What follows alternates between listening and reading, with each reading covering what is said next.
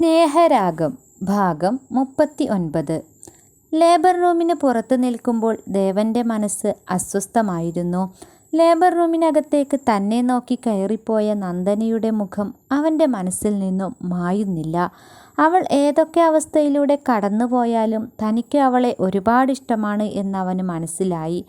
എന്തു തന്നെ വന്നാലും അവളോട് തനിക്കുള്ള ഇഷ്ടം കുറയുകയില്ലെന്നും അവന് തോന്നി.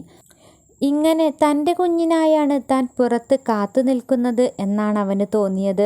അത് സത്യമായെങ്കിൽ എന്നവൻ ഒരു മാത്ര കൊതിച്ചുപോയി. ദേവനെ കൂടെ കൂട്ടിയത് നന്നായെന്ന് അനിതയ്ക്കും തോന്നി. നഴ്സുമാർ ലേബർ റൂമിന് പുറത്തേക്ക് നീട്ടുന്ന ഓരോ ബില്ലും കൊണ്ടുപോയി അടയ്ക്കാനും മറ്റെല്ലാ കാര്യങ്ങൾക്കും ദേവൻ കൂടെ നിന്നു. ഡോക്ടർ അകത്തേക്ക് പോകുന്നത് കണ്ടപ്പോൾ അനിതയും ദേവനും ജിജ്ഞാസയോടെ ഇരുന്നു. ഡോക്ടർ ആനീസ് നല്ല ഗൈനക്കോളജിസ്റ്റാണ്. നല്ല പെരുമാറ്റം. പേഷ്യൻസിന് നന്നായി കെയർ ചെയ്യും. നന്ദനയ്ക്കും ഡോക്ടറെ ഇഷ്ടമാണ്. എന്തും തുറന്ന് സംസാരിക്കാം. ഡോക്ടർ വന്ന് പരിശോധിച്ചപ്പോൾ കുഴപ്പമൊന്നുമില്ല എന്നവളെ ആശ്വസിപ്പിച്ചു. അവൾക്ക് പെയിൻ തുടങ്ങിയിരുന്നു. ഒരു 3:30 ആകുമ്പോഴേക്കും ഡെലിവറി നടക്കുമെന്ന് നഴ്സിനോട് ഡോക്ടർ പറയുന്നത് അവൾ ശ്രദ്ധിച്ചു. ഡോക്ടർ വന്ന് പരിശോധനയെല്ലാം കഴിഞ്ഞപ്പോഴാണ് അവൾക്ക് ശരിക്കും വേദന തുടങ്ങിയത്. മരുന്ന് വെച്ചിട്ടുണ്ട്, പേടിക്കാനൊന്നുമില്ല, ഡോക്ടർ അവളെ ആശ്വസിപ്പിച്ചു. ഡോക്ടർ പുറത്തേക്ക് പോയപ്പോൾ അവളോട് ഒരു നഴ്സ് പുറത്തിറങ്ങി ചെറുതായൊന്ന് നടക്കാൻ വേണ്ടി പറഞ്ഞു.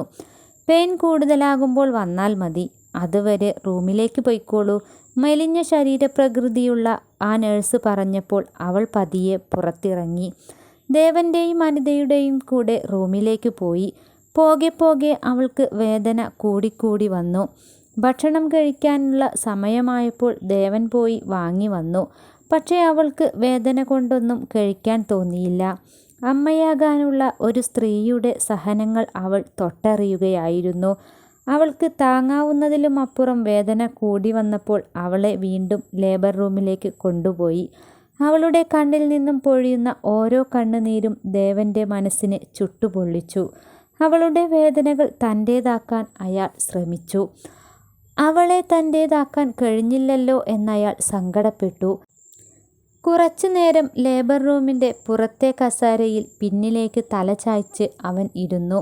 നന്ദനയുടെ കൂടെ വന്നവർ ആരാ എന്ന് പുറത്തേക്ക് തല നീട്ടി ഒരു നഴ്സ് ചോദിച്ചു. അത് കേട്ടപ്പോൾ ദേവൻ പിടഞ്ഞെണീറ്റു.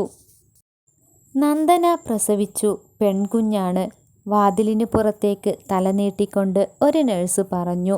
അത് കേട്ടപ്പോൾ ദേവന് എന്തെന്നില്ലാത്ത സന്തോഷം തോന്നി. താൻ എന്തിനാണ് ഇങ്ങനെ സന്തോഷിക്കുന്നതെന്ന് പലവട്ടം മനസ്സിനോടവൻ ചോദിച്ചു കഴിഞ്ഞു.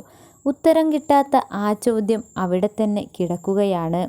കുഞ്ഞിനെ അകത്തേക്ക് കൊണ്ടുപോയി കുറച്ച് സമയം കൂടി അവർ പുറത്തിരുന്നു. വീണ്ടും വന്ന് നന്ദനയുടെ ആരെങ്കിലും ഉണ്ടോ എന്ന് ചോദിച്ചപ്പോൾ അവർ വാതിലിനരികിലേക്ക് ചെന്നു. അവിടെ ചെന്നപ്പോൾ നഴ്സിൻ്റെ കയ്യിൽ പൊതിഞ്ഞു പിടിച്ചിരിക്കുന്ന ഒരു കുരുന്നു ജീവൻ അയാൾക്ക് നേരെ നീട്ടിയപ്പോൾ അയാൾ അതിനെ വാങ്ങി. അവന് അത് സ്വന്തം കുഞ്ഞാണെന്ന് തോന്നി. നന്ദനയോട് എന്തെന്നില്ലാത്ത അതീവ സ്നേഹം അവൻ്റെ മനസ്സിൽ നുരഞ്ഞു പൊന്തി. അനിത അടുത്തെത്തിയപ്പോഴേക്കും കുഞ്ഞിനെ ദേവൻ വാങ്ങിക്കഴിഞ്ഞിരുന്നു. മാലാഖയെപ്പോലെയുള്ള ആ കുഞ്ഞു മുഖത്തേക്കവൻ സൂക്ഷിച്ചു നോക്കി. അനിതയുടെ കയ്യിലേക്ക് കുഞ്ഞിനെ വെച്ച് കൊടുത്ത് അവൻ പതിയെ അതിനെ ഒന്ന് തൊട്ടു. അവന് ആ കുഞ്ഞിനോട് ഒരുപാട് ഇഷ്ടം തോന്നി. കുഞ്ഞിനെ തിരികെ കൊടുക്കാൻ പറഞ്ഞപ്പോൾ അവർ നഴ്സിനെ തന്നെ തിരികെ ഏൽപ്പിച്ചു. അവർ അകത്തേക്ക് അതിനെ കൊണ്ടുപോയി.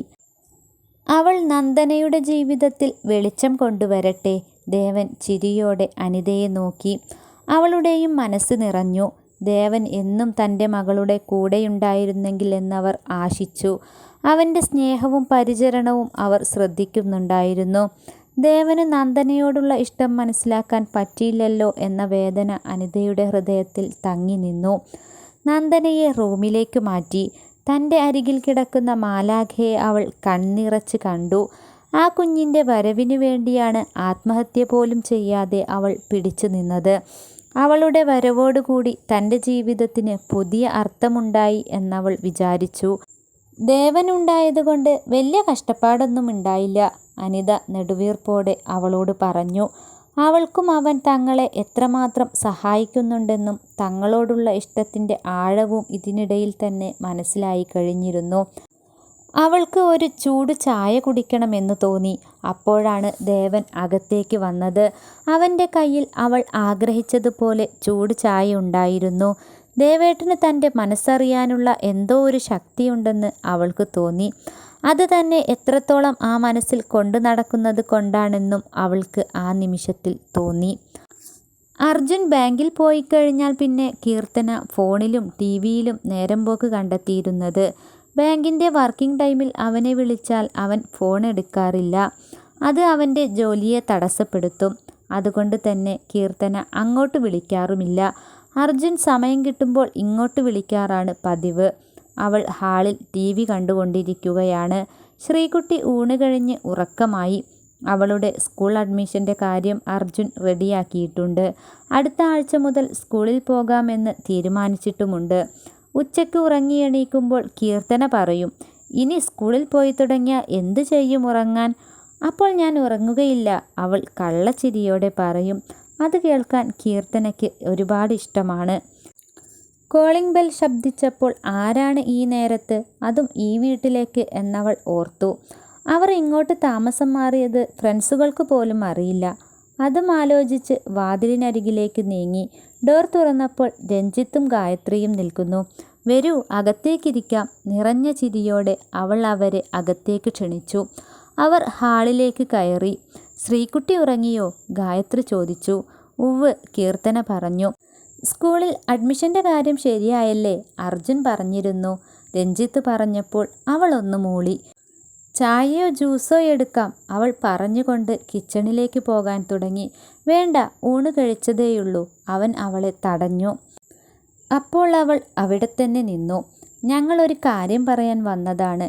ഞങ്ങളുടെ വെഡ്ഡിങ് ആനിവേഴ്സറിയാണ് ശനിയാഴ്ച.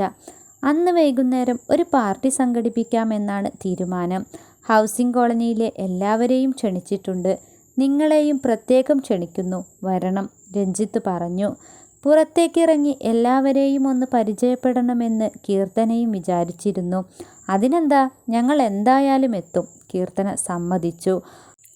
അർജുൻ വരുമ്പോൾ മറക്കാതെ തന്നെ ഇക്കാര്യം പറയണേ, ഗായത്രിയും പറഞ്ഞു. എന്നാൽ നമുക്കിനി ഇറങ്ങാം, ഗായത്രി രഞ്ജിത്തിനെ നോക്കി. അടുത്ത വീടുകളിൽ കൂടി പോണം, രഞ്ജിത്തേട്ടനെ എന്നും ഇങ്ങനെ ഫ്രീ ആയി കിട്ടില്ല, ഗായത്രി പറഞ്ഞു. ശരി എന്നവൾ തലകുലുക്കി സമ്മതിച്ചു.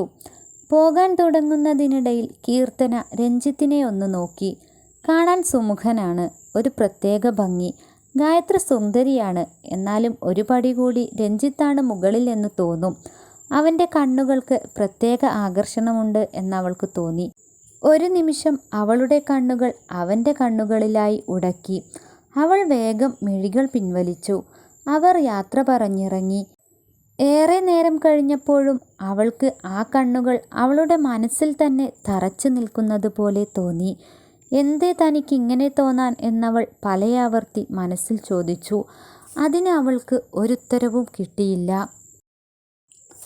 എന്താകും കീർത്തനയുടെ മനസ്സിൽ എന്നറിയണമെങ്കിൽ അടുത്ത എപ്പിസോഡ് വരെ കാത്തിരുന്നേ മതിയാകൂ. നിങ്ങൾ തരുന്ന സ്നേഹവും സപ്പോർട്ടും തുടർന്നും പ്രതീക്ഷിച്ചുകൊണ്ട് സ്നേഹരാഗം ഇനിയും തുടരും. ആരെങ്കിലും നമ്മുടെ ചാനൽ സബ്സ്ക്രൈബ് ചെയ്യാതെ കാണുന്നുണ്ടെങ്കിൽ ഒന്ന് സബ്സ്ക്രൈബ് ചെയ്ത് സപ്പോർട്ട് ചെയ്തേക്കണേ. കൂടെയുള്ള ബെൽ ബട്ടൺ കൂടി ക്ലിക്ക് ചെയ്ത് കഴിഞ്ഞാൽ ഞാനിടുന്ന വീഡിയോസിൻ്റെ എല്ലാ നോട്ടിഫിക്കേഷനും നിങ്ങൾക്ക് ലഭിക്കും.